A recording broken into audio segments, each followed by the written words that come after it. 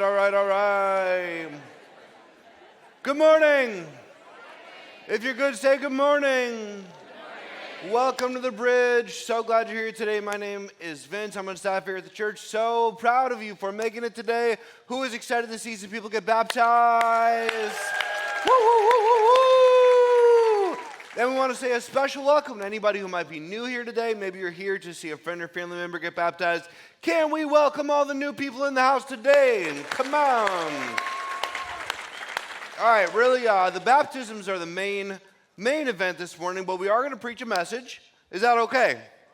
Okay, and we are going to kick off a new sermon series called, say it with me, Esther. We're going to go through the book and the story of Esther in the Bible. Subtitle, no matter what happens, say those three words with me, don't give up. If you have never heard the story of Esther, it is one of the wildest stories in the Bible. It's maybe one of the wildest stories ever, and it is just filled to the very brim with principles and advice and insights on how we should live our lives as people, especially when things are chaotic. And everybody's got some sort of chaos going on in your life. And so this story is going to be a roadmap for how to deal with the difficult and the crazy times of life. Today we are going to sort of just see the beginning of it. We're going to stretch it out over a bunch of weeks. For the first time, I think, we don't have a certain number of weeks this series is going to go. We're just going to see how long it goes. We're going to preach through it until we get done with it, and then we'll go on and do something else. That sounds good. Say, sounds good. Today is going to be a little bit more setup than normal. We are going to see some application today, but it's going to be more of the story, sort of world building to get this thing started, and then we'll have more application in the coming weeks. I also want to say, if you're here today, and you're like, I don't even know if I'm a Christian, I definitely don't know if I buy into this whole Bible thing, I want to challenge you to come through this series anyway, because the principles that we're going to see here will help your life regardless of where you are in terms of faith. There's going to be actionable, practical stuff in here, even if you're not a Christian. All right, if you're ready to jump in, say jump in. All right, let me give a little bit of setup and then we'll jump right into the story. But the sort of main angle we're going to talk about today is this question: what should you do when you can't control what's happening to you? What should you do when you can't control what's happening to you, especially when what's happening to you is based on the decisions of somebody else? And doesn't that happen more often than we would like? What do you do when things are going wrong in your life, when things are going bad in your life, when it feels like things are falling apart and spiraling out of control, and it is to no fault of your own? It's all because of the decisions of somebody else. If you have adult children, I know this is true for many of you. You're watching the decisions that your child is making, the maybe decisions that are going to lead them back into addiction or financial ruin or a bad marriage, or they're getting out of a marriage that you think they should stay in, or they're staying in a marriage that they're getting out of, and it is bringing so much chaos to your life and the grandkids' life and the extended family, and you're going, my life is so crazy, and it's not even based on my decisions. What do you do if that's you? What do you do when you can't control what's happening to you and around you?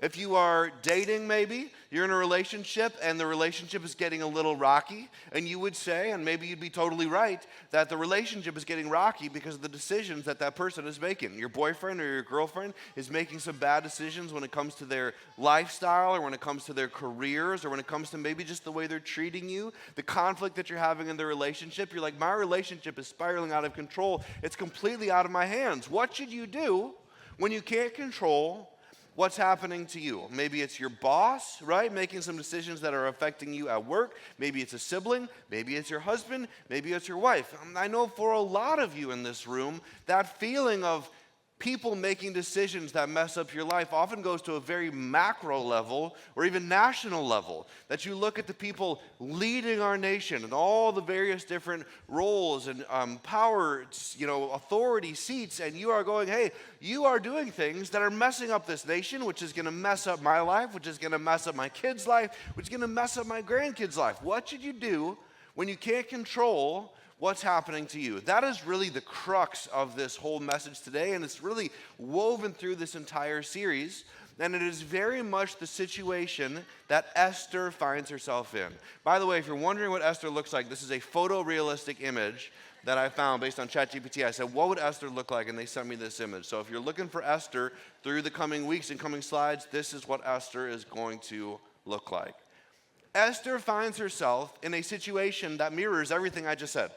There's chaos going on in every part of her life. There's chaos in her relationships. There's chaos at a national level. There's chaos in every area through the course of this story, and none of it is her fault. None of it is within her control. Everything happening to Esther is out of her control. But through her journey, we see her make some decisions that we're going to learn to make similarly.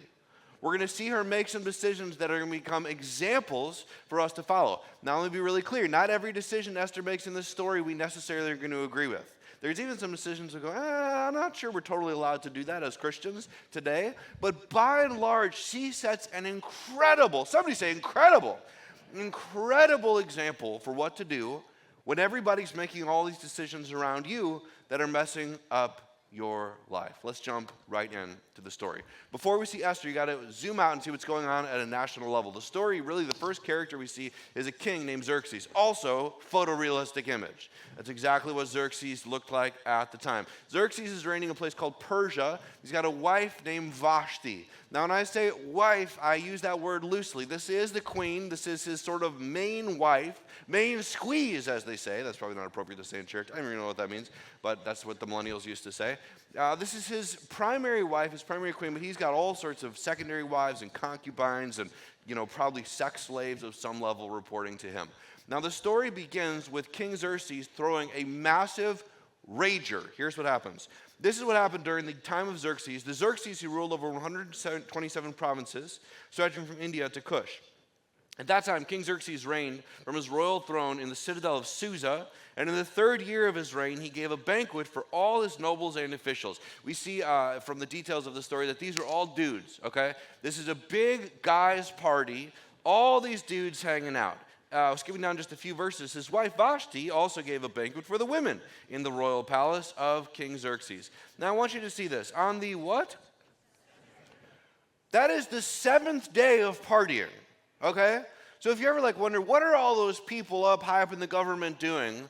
This is the king throwing a 7-day rager. Some of you look back to the glory days or the broken day, however you're going to think about them, your dark days, and you're like, sometimes we get started on Wednesday for the weekend, right? We start drinking on Wednesday. This is literally 7 days of drinking and partying with Xerxes and all these random guys who are in his entourage. It says, we skipped over these verses. We can't hit every verse that we're going to cover today, but it says that the king allowed everybody to drink without limitations. So these guys are sloshed. They are messed up. And on the 7th day, when the king Xerxes was in high spirits, that's, high spirits, you get the idea, from wine, he commanded the 7 eunuchs who served him, Mehuman, Biztha, Harbona, Bigtha, Abagatha, Zethar, and Carcas, to bring before him Queen Vashti, wearing her royal crown, in order to display her beauty to the people and nobles, for she was lovely to look at. If you've never been to church before, this joke is not going to make sense to you, but if you've been to church before, you might have heard this, you might have seen this on Instagram or Facebook, where those reels will pop up making fun of youth pastors. By the way, our youth pastor is amazing. He's never actually done this as far as I know, and I don't think he ever has. But where the youth pastor is at youth group, and he's like, guys, I'm blessed. I got a smoking hot wife that God has given me. Babe, would you go ahead and stand up so everybody can take a look at you? Y'all know what I'm talking about? Apparently, I am deeper into weird Christian humor on Instagram than you all are, but that's a very common, isn't that right, Kevin? That's a joke. That's a joke. Kevin's never done that, but that's what youth pastors often do, and it's very looked down upon. That's literally what Xerxes is doing in this moment. He's says to his 7 servants, his 7 eunuchs, which by the way means they were castrated so that they could pose no threat to the king in any way. He says to these 7 eunuchs, hey, go get my wife and have her come in here because I want all my friends to see how good looking she is. Remember, this is drunk Xerxes in this moment. And I'm trying to draw out the character of this guy because this is the guy running the nation, and this is the guy whose path is going to closely intersect with Esther's life. And he is not someone who is able to make good decisions. He is not somebody you want on the throne. He's not somebody you want near you. This is the guy, however, who plays a key role in our story. Vashti says no. But when the attendants delivered the king's command, Queen Vashti refused to come. Then the king became furious and burned with anger. And I'm not saying this is just this like drunken tantrum, and as soon as he sobers up, he's all good, and King Xerxes and Queen Vashti go back to happy life as normal. No, after he sobers up, what he decides to do is kick Vashti to the curb. He says, I'm done with her. I'm getting a new queen because she denied me this request. Not a good guy. Turn to your neighbor and say, he ain't good. He ain't good. Okay, so what happens next? What Xerxes does is he sends soldiers out into every part of the nation and says, forcibly take young, attractive virgins from their home, bring them to me, put them in a brothel, send them to me one girl per night, for as many nights as it takes until I find someone who could replace Vashti. That's a dark situation. I literally heard a sermon about this recently, and the pastor was like, King Xerxes held a beauty pageant to throne the next queen. And I'm like, that is not what the Bible says. It was literally a forced abduction of countless women. This is probably a bad time as I'm trying to be all serious to put this picture on the screen, but you got the idea, right? All these women ripped from their homes and taken to King Xerxes. As you would imagine, as you might guess where this story is going, Esther is one of those people. Now, who is Esther? Like I said, we got a lot of setup this morning. Stay with me. I want you to understand these characters completely. We will get to some application, I promise you. But we want to set up the story so we see the full drama of what's going on for the rest of the series, which, by the way, let me say it again. I hope you come back for the rest of this series. So who is Esther? Esther is living with essentially a father figure named Mordecai. Somebody say Mordecai. A very cool name. Esther and Mordecai. Esther is technically Mordecai's cousin, but Esther's an orphan. So Mordecai essentially adopts Esther and raises her from childhood. And here's what happens. King Xerxes, here we go, we're right here. When the king's order and edict had been proclaimed, many young women were brought to the citadel of Susa and put under the care of Hegai. Hegai is sort of in charge of all these women. He's like the head of the brothel or head of the harem, however you want to say it. And Esther also was taken to the king's palace and entrusted to Hegai. So here's Esther amongst all the women. Now she pleased him and won his favor. The way this is translated makes you perhaps think that the text is telling us that Esther sidled up next to Hegai, the head of the harem, and was like trying to like get on his good side and get in his good graces because she's like angling for the throne. That's not what's happening here. Hegai is essentially just seeing that Esther is likely the most beautiful of this bunch of women. He sees this as an opportunity to gain some favor with the king, and so he pushes Esther to the front of the line, essentially, to see if he can bring the king his new queen as fast as possible. Immediately, he provided her with beauty treatments and special food. He assigned her to 7 female attendants selected from the king's palace and moved her and her attendants to the best place in the harem. Now again, you may have heard this story trying to make this seem like this is this wonderful thing for Esther. She's about to become queen. You do not want to be in the best place of the harem, okay? And you also don't even want to be in the situation to begin with. And you don't even really want to become queen because you just saw what the king did to the last queen, right? So none of this is good for Esther. However you've heard this story told, none of this is good for Esther. So what do we learn? What do we learn from this thing? Here's the first detail I want to draw out that's going to teach us a principle that we can apply to our lives. This story, the whole story of Esther, is one of the most interesting stories in the Bible because God is never mentioned. So we can't go, here's what God is doing because the text says, here's what God is doing. It never mentions God, the entire text of the story. Isn't that weird? There's a book in the Bible that never mentions God. Also, we get very little window into the thoughts or feelings or decision-making paradigm, so to speak, for Esther and Mordecai, who are kind of our 2 good people in the story. However, the writer of Esther, which by the way, we don't even know who wrote it, but the writer of Esther is very intentional about bringing details to the surface to instruct us. Bringing details to the surface that teach us how to live, that highlight, the writer of the story is trying to highlight, look what Esther does, look what Mordecai does through this story. Let's see this as an example. And by the way, this story does, in a lot of ways, have a happy ending. God uses this entire journey that Esther goes on to save a whole people from genocide. So there is a sort of overarching point to the story that we will see. But the first detail that the author brings to light, I want you to see right here. Esther had not revealed, so she's down to the final few women. Esther had not revealed her nationality and family background. Esther has not revealed that she is an Israelite. The Israelites, if you've heard of them, these were the chosen people of God. They had lived for many years in the promised land. This is where God led them after they were taken out of slavery in Egypt. The Israelites were in the promised land till they all disobeyed God so many times that he sent them into what is called the exile. The exile is them getting ripped out of their home and taken to all different places, to Babylon and Assyria and away from the promised land. But after a certain amount of time of punishment in exile, God lets them come home. However, not all the Israelites make it home. Some of them get stuck in exile. Some of them get stuck in these other places, these other regions, and Esther is one of those people. She is in Persia, not in the promised land, which adds another layer of drama and difficulty to the story. And the Israelites in Persia were not thought highly of.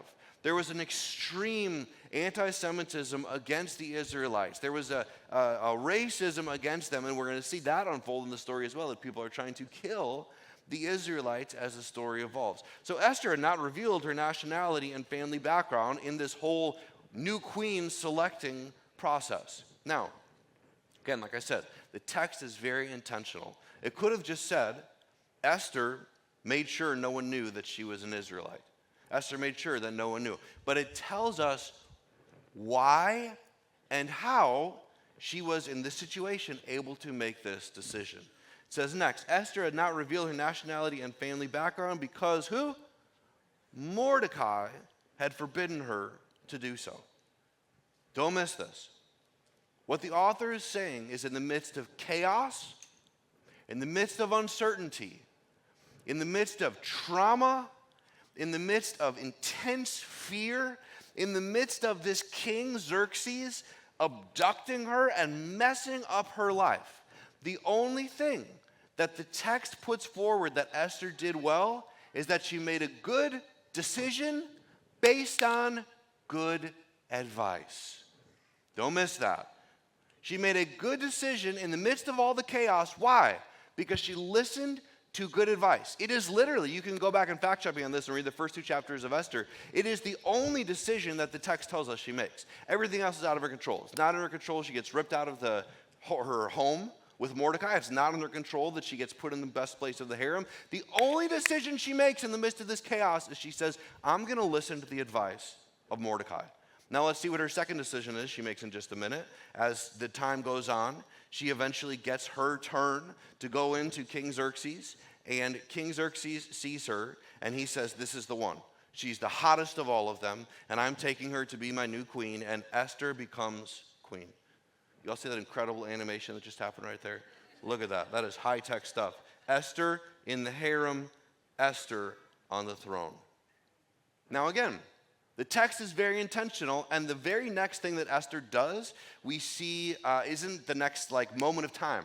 The camera or the timeline fast forwards a bit, and we see this moment a little bit later. When the virgins were assembled a second time, by the way, King Xerxes was like, that was fun, bringing all these young women to me. Why don't we do it again, even though I've got Esther as my queen? Again, this is not a good guy.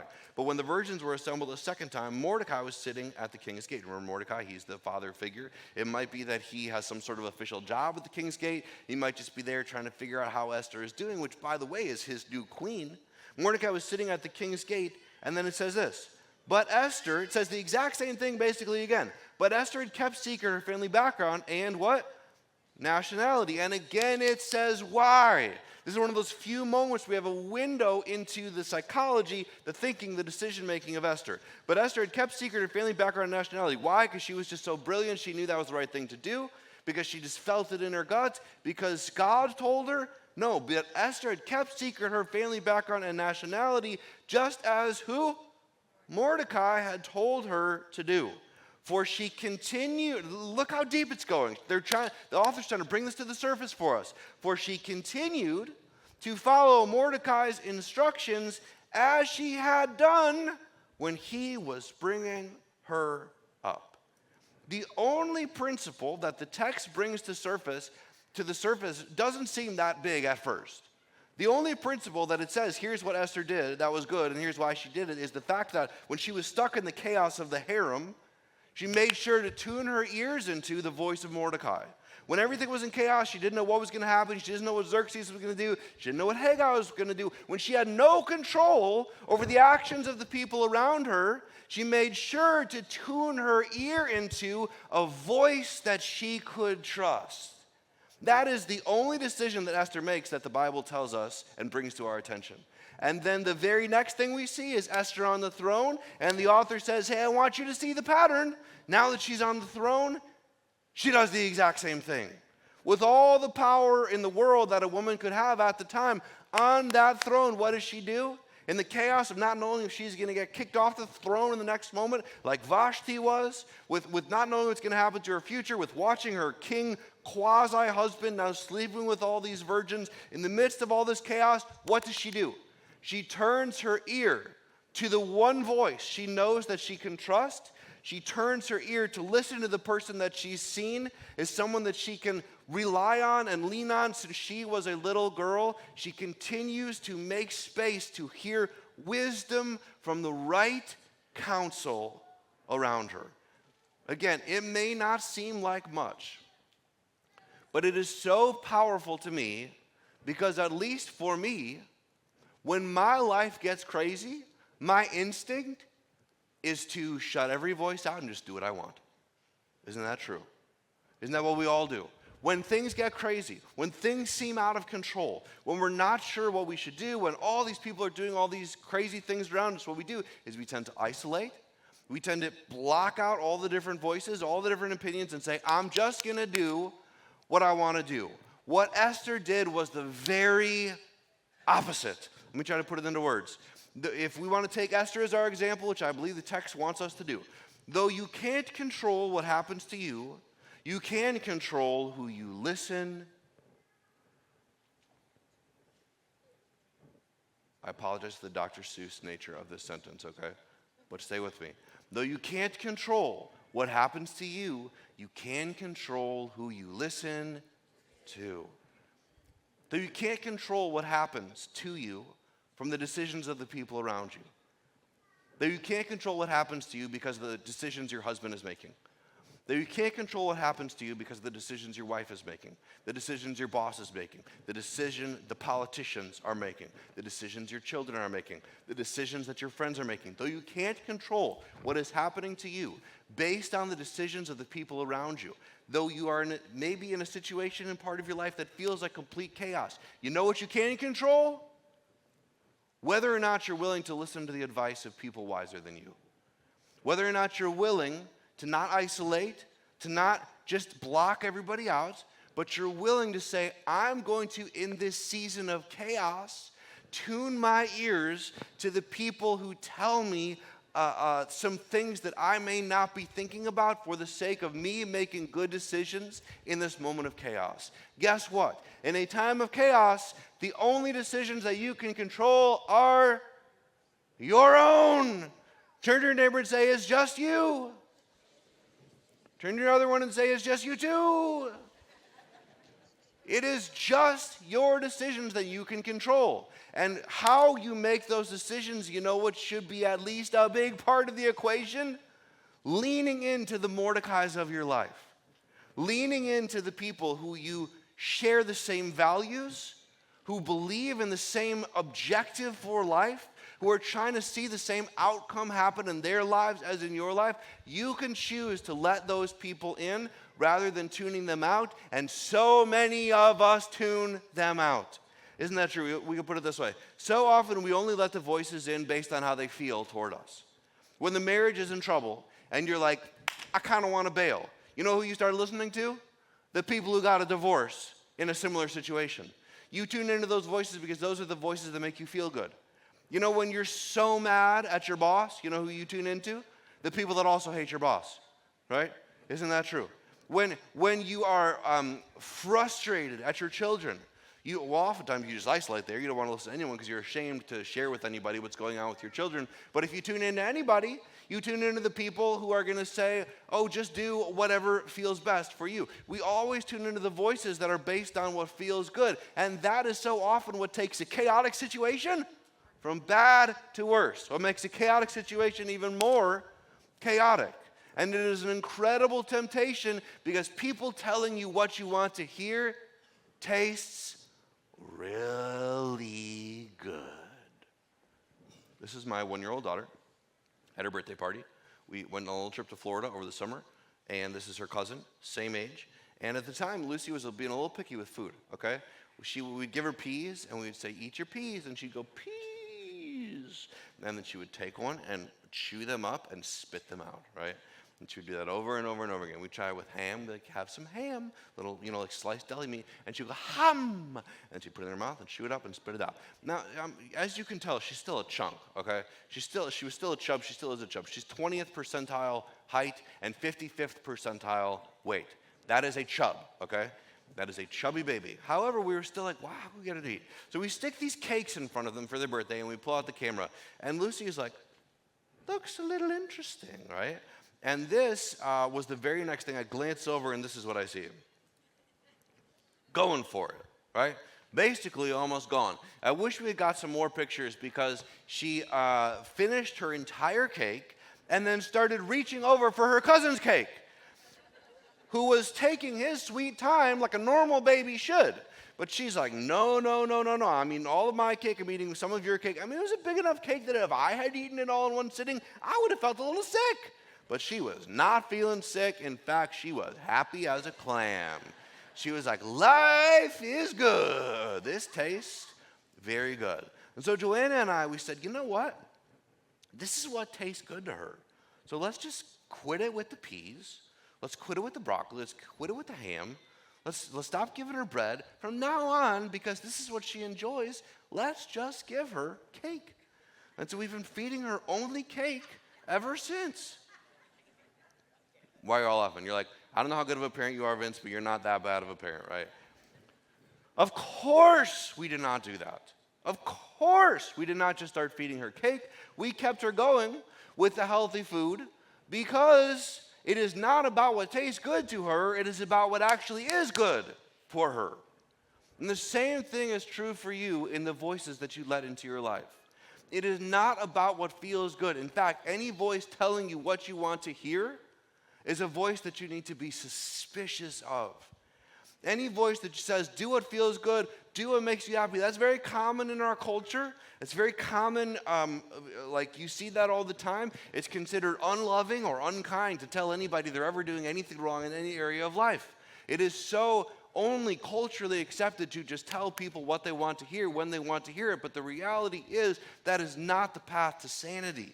The path to sanity is learning to say, I need to have some Mordecais in my life who are going to tell me things based on what they believe is right from an outside perspective. That's another such a powerful point of the story. Queen Esther is now Queen Esther.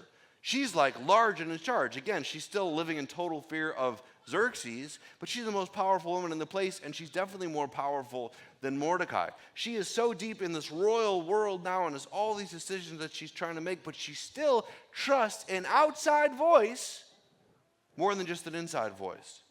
So often we go, I can't trust the opinions of anybody, unless they really know every single detail about the situation. But you know full well, when you look at other people's lives from the outside, isn't it sometimes pretty obvious to see what's going wrong? Look at somebody else's marriage. You spend one day hanging out with someone or one dinner with hanging out with someone, and you're watching them bicker and pick at each other and fight with each other, and you're going, they need help. It's obvious the second you see it in someone else, but if you were to bring it up to them and say, oh, no, you didn't understand our marriage, and this is blah, blah, blah, blah, blah, blah, blah, blah.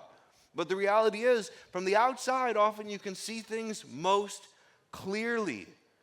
Same thing is true with work situations. People are sharing with you their sob story about their boss or their coworker or whatever, and you're like, what you need to do differently is so obvious to me, but you're never going to hear me say it. When you hear other people's junk, it's always so obvious to see what they need to do differently, and then you think it's not the same thing for you. We think it's not the same thing that's true for us. We need to find Mordecais who we trust and Mordecai's who can see the situation, see the marriage, see the parenting dynamic, see the employee-employer dynamic, see the financial situation from the outside, because those people oftentimes have the best insight into what is going on. We could put it this way. We take Esther as an example. We don't listen to voices based on feelings. We listen to voices based on values. Does this person have the kind of marriage that I want to have? Does this person have the kind of financial situation that I want to have someday? Does this person have the relationship with their adult children that I hope to have someday? Does this person have the sense of purpose or calling that I hope that I have someday? Has this person led in a way that I want to have led someday? Is this someone I can consider as aligned with the values that I've put in front of me? If you're a Christian, those should be aligned with Christian values. But like I said, even if you're not a Christian, this is still the smartest way to live your life. Find somebody aligned with the values that you are holding to and ask that person for wisdom. The more chaotic life gets. The more chaotic life gets, oftentimes the more we isolate, but the more chaotic life gets, the more you need to make sure you've got voices you are listening to. I set an alarm every morning, or every night for the next morning, I should say. No point in setting it in the morning. I set it in the night before the morning, right? And I always just set it and forget it, and then it wakes me up the next morning. On Saturday nights, I often check it a few times, because there's this fear in me. What if I set the alarm, but I forgot to turn the ringer up, or I set it for the wrong day by accident or whatever, and then I sleep in, and then, this probably wouldn't happen for second service. Second service, you're probably never in danger of this. But first service, maybe. I sleep in really long, or you know what I'm saying. That Aaron, our worship guy, he finishes and he says, hey, I have this discussion question, and everybody chats awkwardly with each other about pumpkin spice lattes, and then as soon as they're done chatting, it's just an empty stage. I've had nightmares about that, right? Where I just forget. It's like when you sleep in and you forget all your college classes. I'll have nightmares about sleeping in and not making it to preach with all these people waiting to hear a sermon. So I set a couple alarms, because the higher the stakes, the more alarms I want to make sure are going to get through at the right time. The day before Easter, the day before Christmas, I will sometimes literally have multiple alarm clocks set up next to my bed because the stakes are so high. The higher the stakes, the more important the more I need to make sure that the right voice, so to speak, the right voice gets through at the right time. The same thing is true for your life. The higher the stakes going on in the marriage and the relationship, with the finances, with the kids, with the spouse, whatever, the higher the stakes, the more you need to make sure you have people speaking in with truth and wisdom and clarity. Amen? So 2 questions to ask you. First, who do you need to tune out? Who do you need to stop listening to? Who's just been telling you what you want to hear? And then, where do you need to tune in? Where do you need to tune in? We've got small groups sign-ups today. They're sort of our late sign-ups, but they're still there, and we would love for you to join a small group. Part of the reason you join a small group is to find a Mordecai or 2, to find someone who can speak into your life and give you wisdom from that outside perspective that is aligned with your values as you start to learn to follow Jesus. Now, I want you to know this is a principle that I'm not good at a lot of things, my friends, okay? I'm very bad at a lot of things. But one thing I have been militant about for probably the last 10 or 15 years is the bigger the decision, the more input I get. The bigger decision, the more people I get on the phone, the more mentors, the more pastors who have finished well, who I'll call and ask for advice, the more pastors who have led churches that reached lots of lost people, the more pastors who have gone through difficult seasons. The bigger the decision, the more people I get on the phone and say, give me some wisdom.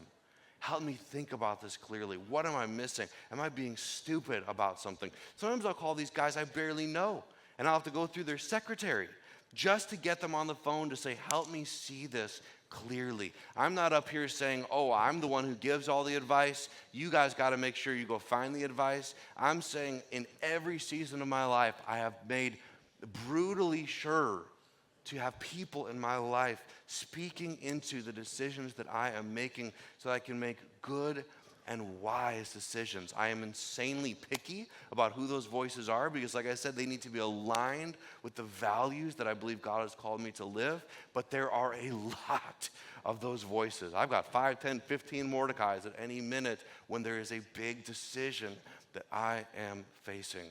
I'm not trying to preach something I don't practice. This is something I practice, and I want to challenge you to practice it as well. Who is a voice that you can tune into in the chaos of the moment that you're in? Amen. Let me pray for us. God, I thank you so much for this church. I thank you for the people of the Bridge.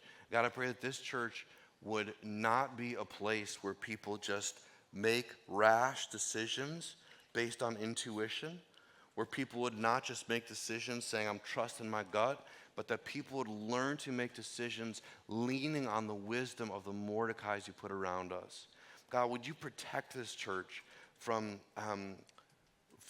doing things that might feel right in the moment or seem right in the moment, but have not been thought through, have not been researched, have not been sought counsel on. God, would this be a church that always has a wisdom of many counselors around it at every single area, in the micro places of our relationships and our finances and our friendships and our small groups and in leadership and staff and all areas. God, would you give us humility so that we're not making decisions in isolation, but we're making decisions based on the wisdom of many counselors, the wisdom of many Mordecais. And God, I thank you for the people getting baptized today, for the lives that you have changed. God, I pray that you would continue to change lives and make an impact through this place. In Jesus' name, everybody said, let's give it up for the people about to get baptized. Come on.